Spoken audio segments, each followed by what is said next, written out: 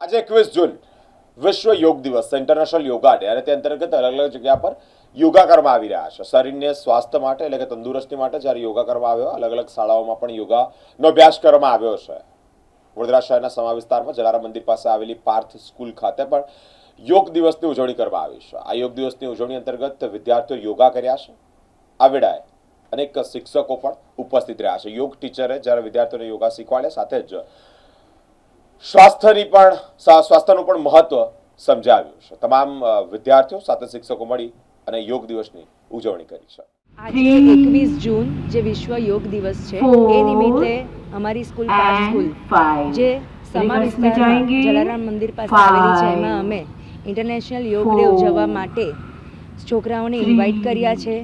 જેનાથી જેમ આપણને ખબર છે કે અમે એડ્યુકેશન સાથે સંકળાયેલા છે તો સ્ટુડન્ટ્સને જ્યારે ભણતરની વાત આવે છે એને ભણવા માટે એક મગજની માઇન્ડની જે સ્થિરતા છે એ પણ બહુ જરૂરી છે અને એની સાથે એક હેલ્ધી લાઈફ જીવવી એ પણ બહુ જરૂરી છે. આજની જનરેશનમાં જે હેલ્ધી લાઈફ અને જે માઇન્ડની સ્થિરતા એનો ખૂબ જ અભાવ છે છોકરાઓમાં. બીકોઝ આ ડિજિટલ જમાનામાં છોકરાઓ ઘણા બધા મોબાઈલ તરફ પણ વળી ચૂક્યા છે.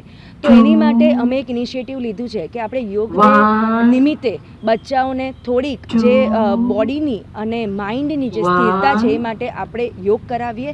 તો એની માટે આજે અમે અમારી સ્કૂલમાં એનું આયોજન કર્યું છે અને ઘણી માત્રામાં અમારા નાનાથી મોટા બધા જ છોકરાઓને બધા જ સ્ટાફ અહીંયા આવ્યા છે અને એ યોગા કરી રહ્યા છે.